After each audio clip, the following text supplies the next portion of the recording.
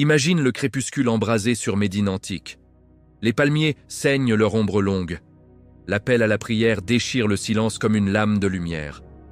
Ramadan descend, mois de feu et de miséricorde, où les cieux s'entr'ouvrent, où chaque seconde peut devenir éternité.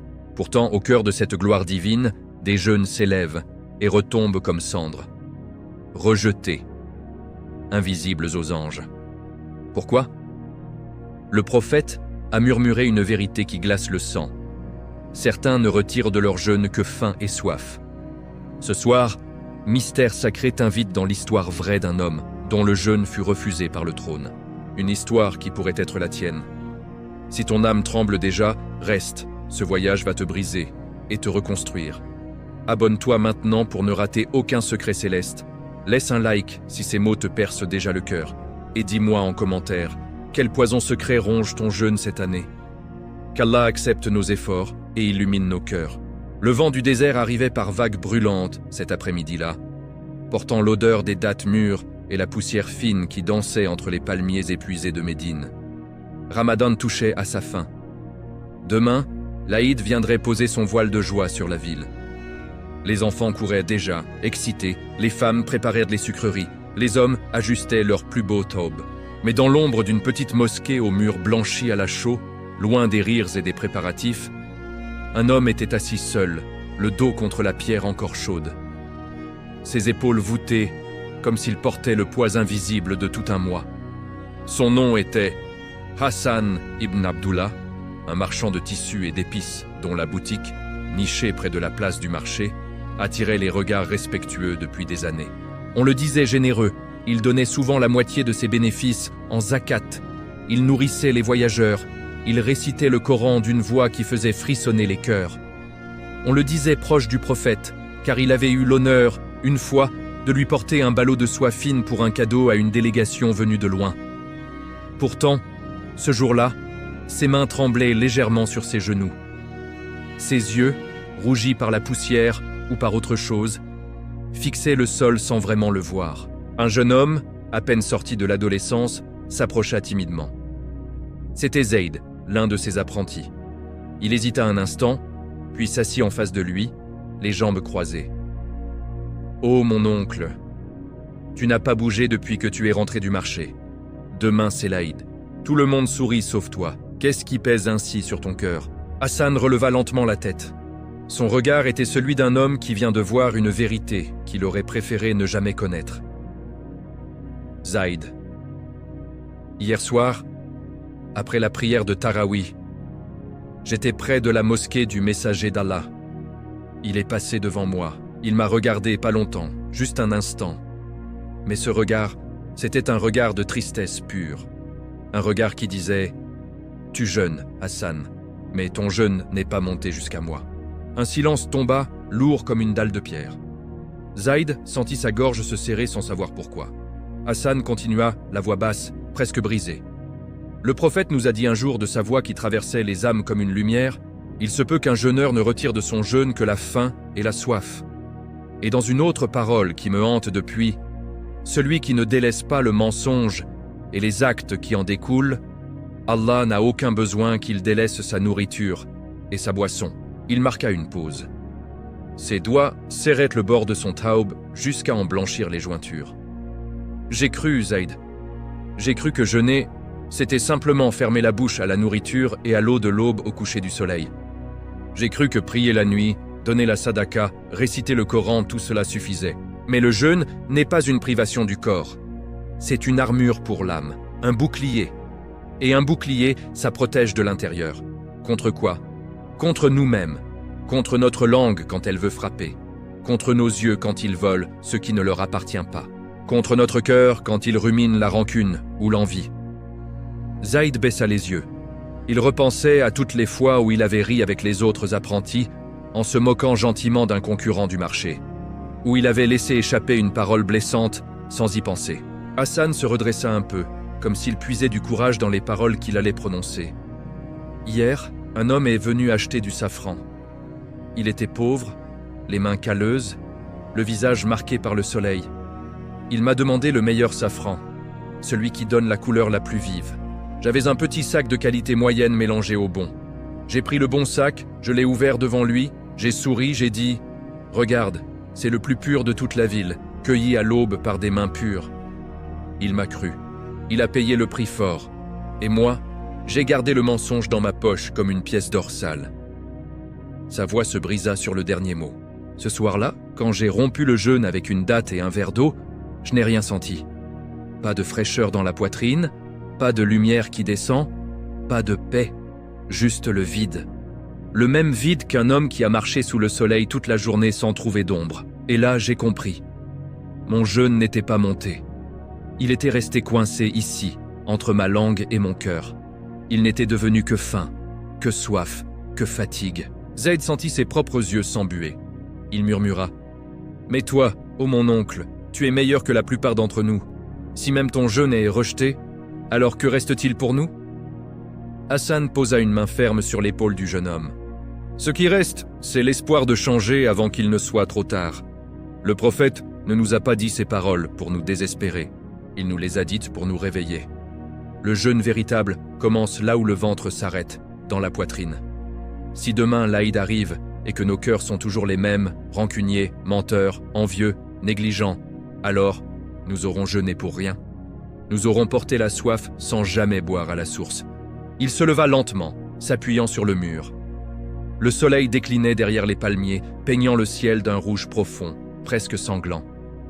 Mes frères, mes sœurs, toi qui m'écoutes en ce moment, peut-être dans le silence de ta chambre, peut-être au milieu du bruit de ta famille qui prépare l'Aïd, pose-toi cette question ce soir. Qu'est-ce que mon jeûne est en train de devenir? Une élévation vers le trône ou juste une épreuve physique que j'endure par habitude? Il leva les yeux vers le ciel qui s'assombrissait. Si ces mots ont fait trembler quelque chose en toi, si tu sens que ton jeûne cache encore des blessures invisibles, un mensonge que tu justifies, une rancune que tu gardes, un regard que tu laisses traîner, une prière que tu bâcles, alors reste avec nous dans ces mystères sacrés. Demain, nous plongerons plus profond. Nous verrons ce qui tue vraiment le jeûne de l'intérieur avant même que le corps ne souffre. Si ce rappel t'a touché au point que ton cœur bat plus fort, fais un geste pour ton âme. Laisse un like puissant si tu veux que ton jeûne devienne enfin un vrai bouclier. Abonne-toi maintenant pour ne manquer aucune étape de cette purification qui peut tout changer. Et écris en commentaire, du fond de ton cœur, juste une phrase. Quel est ce défaut, ce poison, cette brèche que tu veux absolument refermer avant la fin de ce Ramadan pour qu'Allah accepte enfin ton jeûne?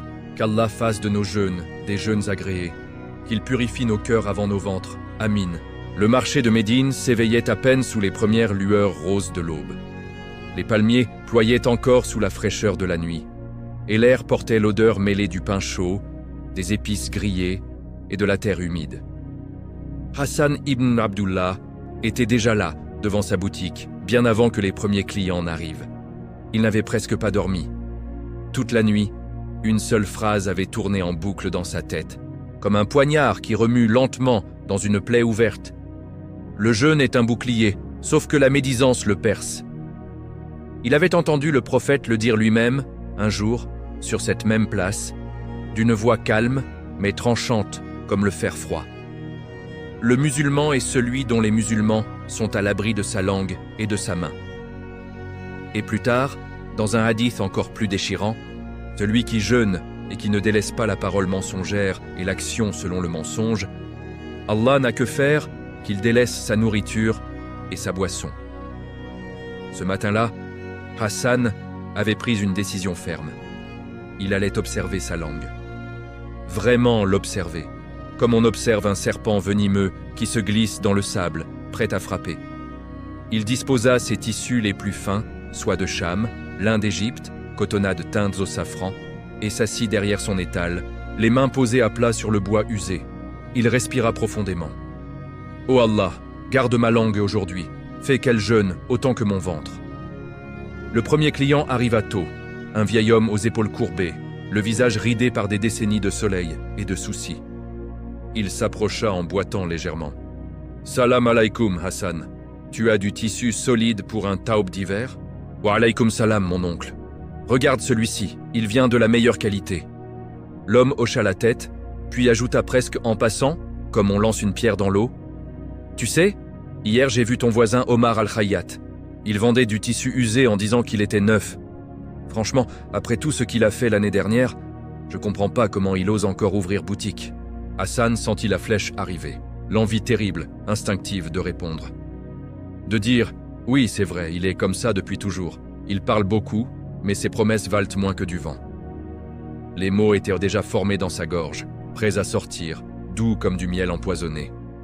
Il ferma les yeux une fraction de seconde, inspira, puis d'une voix très calme, presque douce, qu'Allah pardonne à Omar et qu'il pardonne à tous ceux qui parlent de leurs frères en leur absence. Le vieil homme cligna des yeux, surpris. Il attendait une confirmation, un petit rire complice, un moment de plaisir partagé dans le dos d'un absent. Il n'y eut rien. Hassan continua, lentement, sans agressivité. « Mon oncle, quand tu parles d'un musulman en son absence sur ce qu'il déteste, c'est comme si tu mangeais sa chair morte. Le prophète nous l'a dit clairement. Et quand on jeûne, manger la chair de son frère pendant le jeûne, c'est comme déchirer son propre bouclier avec ses dents. » L'homme devint rouge. Il baissa la tête, murmura « Je n'avais pas vu les choses comme ça, astagfirullah. » Hassan lui tendit un petit coupon de tissu bleu nuit, le plus beau qu'il avait. « Tiens, celui-ci est pour toi. Et faisons tous les deux une promesse aujourd'hui. Que nos langues jeûnent aussi longtemps que nos ventres. » L'homme partit, tête basse, les épaules un peu plus droites. Ce ne fut que le premier. Tout au long de la matinée, les épreuves se succédèrent comme des vagues. Une femme vint acheter du lin pour sa fille. Au milieu de la conversation, elle glissa « Tu as vu la nouvelle robe de la fille d'Abu Huraira ? On dirait qu'elle veut attirer tous les regards du marché. » Hassan répondit simplement, sans jugement « Qu'Allah embellisse nos cœurs, plus encore que nos habits. » Un autre marchand passa devant la boutique et lança assez fort pour être entendu « Regardez Hassan, il fait le pieux maintenant. Mais avant, il n'était pas si regardant sur ses prix. » Hassan serra les dents. La rage monta, brûlante. Il ouvrit la bouche, puis la referma. Il se tourna légèrement vers le ciel et murmura entre ses lèvres « Allahumma ighfir li wa lahu. Ô Allah, pardonne-moi et pardonne à mon frère. » À chaque flèche de médisance qui arrivait, il la voyait venir. Et à chaque fois, il choisissait de ne pas la renvoyer. Il choisissait de l'arrêter net. Il choisissait de la laisser mourir avant qu'elle ne sorte de sa bouche. Vers midi, le soleil tombait comme une lame de feu. Hassan était épuisé. Pas de fatigue physique, d'épuisement spirituel. Retenir sa langue quand l'envie de parler est si forte, c'est l'une des batailles les plus dures qui existent. Il s'assit derrière son étal, posa ses mains sur son visage et murmura « Ô Allah, fais que ma langue jeûne vraiment. Fais que mon jeûne ne soit pas dévoré par ce que je dis sur mes frères et mes sœurs. Fais que je sois de ceux dont la langue protège les musulmans, et non de ceux qui les dévorent. » Puis, il leva la tête. Vers toi, vers moi, vers tous ceux qui écoutent en ce moment. Et toi, là, maintenant, pendant que ces mots entrent dans ton cœur, quand as-tu parlé pour la dernière fois d'un frère ou d'une sœur en son absence?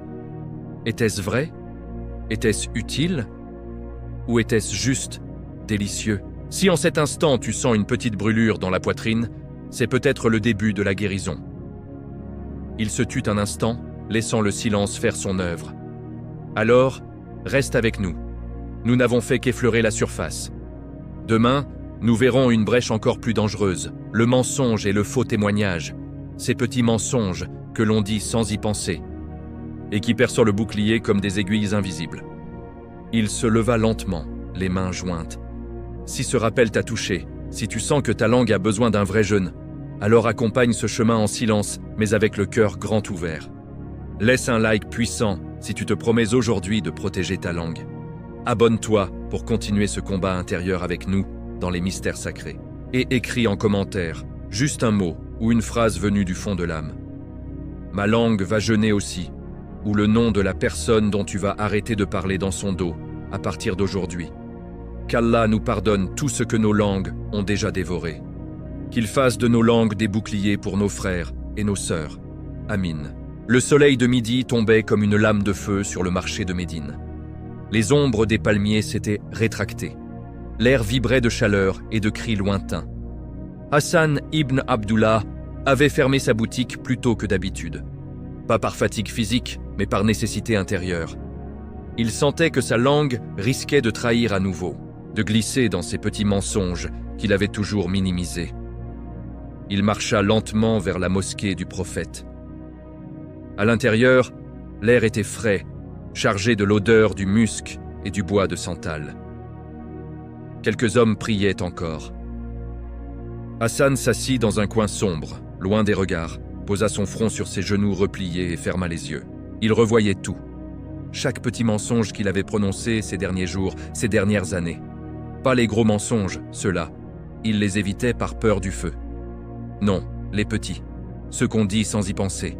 Ceux qu'on dit pour faire bonne impression, pour vendre plus vite, pour se protéger, pour éviter une dispute. Ces tissus sont les plus doux de toute la ville, avait-il dit hier à une cliente. Alors qu'il savait qu'une partie du lot avait été légèrement abîmée par l'humidité. J'ai payé exactement ce prix-là, avait-il juré à un fournisseur, alors qu'il avait marchandé en secret. Je viendrai demain sans faute avec la zakat promise, avait-il répondu à un pauvre qui attendait, alors qu'il savait déjà que le marché l'emporterait ailleurs. Et chaque fois, il s'était dit « Ce n'est rien, juste un petit mensonge. Allah sait que mon intention est bonne. Allah est Rahim. » Mais aujourd'hui, assis dans ce silence sacré, il entendait une autre voix, celle du prophète, qui avait dit un jour d'une voix grave qui faisait trembler les cœurs. Le faux témoignage est équivalent à l'associationnisme. Et dans un autre hadith encore plus déchirant, fuyez le mensonge, car le mensonge mène à la perversité. Et la perversité mène au feu. L'homme ne cesse de mentir jusqu'à ce qu'il soit inscrit auprès d'Allah comme menteur. Hassan sentit une sueur froide couler dans son dos. Inscrit comme menteur, pas comme marchand, pas comme musulman, comme menteur. Il releva la tête. Devant lui, un jeune garçon d'une dizaine d'années était assis, jambes croisées, et le regardait avec curiosité. Ses yeux étaient grands, innocents. « Pourquoi tu pleures, oncle ?» Hassan essuya ses yeux du revers de sa manche. « Parce que je viens de comprendre que j'ai peut-être détruit mon jeûne, avec des mots que je pensais légers. » Le garçon fronça les sourcils. « Mais un mensonge, c'est quand on dit quelque chose de très grave, comme voler ou tuer. » Hassan secoua la tête doucement. « Non, mon fils, le mensonge commence petit. Il commence par une parole qui embellit la réalité, une exagération, une promesse qu'on ne tient pas, un je jure qu'on prononce trop vite. Et chaque fois qu'on ment, même petit, on perce un trou dans le bouclier du jeûne. Et si on continue, le bouclier finit par ressembler à un tissu troué. Le vent passe au travers. Le jeûne s'envole. » Le garçon baissa les yeux. « Moi aussi. J'ai menti à ma mère hier. Je lui ai dit que j'avais fini mes corvées. Alors que j'avais juste balayé la moitié de la cour. Je voulais aller jouer plus vite. » Hassan posa une main sur l'épaule frêle du garçon. « Alors toi et moi, nous sommes pareils. Nous avons tous les deux laissé entrer le poison. Mais écoute-moi bien. Le mensonge n'est pas une tache qu'on nettoie avec de l'eau. C'est une maladie qui grandit dans le cœur. Et le seul remède, c'est la vérité, même quand elle fait mal, même quand elle coûte cher, même quand elle nous fait perdre une vente, un ami, une occasion. » Il se tut un instant, puis continua d'une voix plus ferme. Le prophète a dit « La vérité mène à la piété, et la piété mène au paradis. Et l'homme ne cesse de dire la vérité jusqu'à ce qu'il soit inscrit auprès d'Allah comme véridique. Véridique, c'est ça que je veux être inscrit sur mon registre céleste. Pas menteur, pas commerçant rusé, véridique. » Il se leva lentement. « À partir d'aujourd'hui, je fais une promesse à Allah. Je ne dirai plus un seul mot qui n'est pas vrai. Même si ça me coûte ma réputation, même si ça me coûte de l'argent, même si ça me coûte ma fierté, parce que mon jeûne vaut plus que tout l'or du monde. » Il se tourna vers le garçon. « Et toi, veux-tu faire la même promesse ?» Le garçon hocha la tête, les yeux brillants. « Oui, oncle. Je vais dire la vérité à ma mère ce soir, même si elle se fâche. » Hassan sourit pour la première fois depuis des jours, un sourire vrai, pur. « Alors ce soir, quand tu rentreras, dis-lui la vérité et demande-lui pardon. Et demande aussi pardon à Allah, car il pardonne à celui qui revient sincèrement. » Puis, comme s'il s'adressait à quelqu'un d'autre, il ajouta doucement « Et toi qui es là, en train d'écouter ces mots, Quand as-tu menti pour la dernière fois? Était-ce pour te protéger, pour plaire, pour gagner quelque chose, ou simplement par habitude? Si cette question te brûle la poitrine, c'est le signe qu'Allah t'appelle à la vérité. Il leva les yeux vers la lumière qui filtrait par les arches de la mosquée. Alors, ne pars pas. Demain, nous verrons une brèche encore plus subtile, encore plus dangereuse pour le jeune. Le regard qui s'attarde. Le regard haram prolongé, cette flèche empoisonnée qui tue en silence. Il joignit les mains. Si ces paroles ont remué quelque chose en toi, si tu sens que ta bouche a besoin d'être purifiée par la vérité, alors marche avec nous dans ces mystères sacrés. Laisse un like puissant si tu promets aujourd'hui, oui, je choisis la vérité, même quand elle coûte. Abonne-toi pour ne rater aucune étape de cette renaissance intérieure. Et écris en commentaire simplement « Je choisis la vérité » ou le petit mensonge que tu vas arrêter de dire dès aujourd'hui. Qu'Allah nous inscrive parmi les véridiques, qu'il efface de nos registres tout mensonge passé, qu'il accepte nos jeûnes comme des actes purs offerts à lui seul. Amin.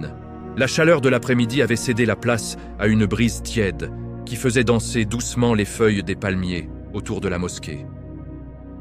Hassan ibn Abdullah marchait lentement sur le chemin poussiéreux qui menait chez lui. Il avait prétexté un mal de tête pour quitter le marché plus tôt, mais la vraie raison était ailleurs. Son cœur battait trop fort, comme si quelque chose en lui hurlait pour être libéré. Ce matin encore, cela s'était produit. Une jeune femme voilée passait devant son étal, un panier de fruits sur la hanche. Son voile avait glissé légèrement sur une épaule, révélant une mèche de cheveux noirs qui captait la lumière du soleil. Hassan avait levé les yeux, une fraction de seconde de trop. Pas une seconde entière, juste un instant. Assez pour que l'image s'imprime. Assez pour que son cœur s'accélère. Assez pour que la honte arrive immédiatement après, comme une gifle brûlante. Il avait détourné le regard tout de suite. Il avait murmuré « Astaghfirullah » entre ses dents. Mais le mal était fait. Il le savait. Maintenant, assis sur le petit banc de bois devant sa maison, il fixait le sol, les mains tremblantes posées sur ses genoux. Aïcha sortit, un plateau avec une cruche d'eau fraîche à la main. Elle s'assit à côté de lui sans poser de questions. Elle savait quand le silence valait mieux que les mots. Au bout d'un long moment, Hassan parla, la voix rauque. Le prophète a dit « Le regard est une flèche empoisonnée de Iblis ». Il a dit aussi « Allah a prescrit à chaque fils d'Adam sa part de fornication qu'il atteindra inévitablement. L'œil fornique par le regard, la langue fornique par la parole. Le cœur désire et aspire, et les organes intimes confirment ou démentent cela. » Il ferma les yeux très fort. Aujourd'hui, mon œil a forniqué. Pas par un acte, pas par une parole, juste par un regard. Un regard qui s'est attardé. Et je sens que ce regard a percé mon jeûne plus sûrement qu'une épée. Parce que le jeûne du ventre est visible. Mais le jeûne du regard, lui, il est invisible pour tout le monde sauf pour Allah. Et c'est là que le combat est le plus dur. Aïcha posa sa main sur son bras. Tu as détourné le regard après. Oui, mais trop tard. L'image est restée, et avec elle, la pensée. Et avec la pensée, la honte. Et la honte ronge le jeûne de l'intérieur. Il se tourna vers elle, les yeux humides. Le prophète nous a ordonné de baisser le regard. Pas de le fermer complètement, car la vie continue, le marché continue, les gens continuent.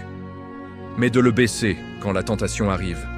De le baisser comme on baisse un rideau devant une fenêtre ouverte sur le feu. Et moi, je l'ai laissé ouvert une seconde de trop. Il se tut, puis reprit plus bas. Et ce n'est pas seulement aujourd'hui, c'est arrivé hier, avant-hier, au fil des ans. Chaque fois que je me disais « juste un regard, ce n'est rien, personne ne voit, je ne fais rien de mal ». Mais Allah voit. Et le jeûne est pour Allah, pas pour les gens. Alors quand mon regard vole ce qui ne m'appartient pas, c'est comme si je volais à mon propre jeûne sa lumière. Il leva les yeux vers le ciel, qui s'assombrissait doucement. J'ai lu chez les savants que le regard haram prolongé est l'une des choses qui font que le jeûne reste au niveau de la gorge. Il ne monte pas. Il reste là, prisonnier de nos yeux indisciplinés. Et quand le jeûne ne monte pas, il n'est pas accepté. Il devient juste faim, soif et regret. Aïcha murmura « Que vas-tu faire maintenant ?»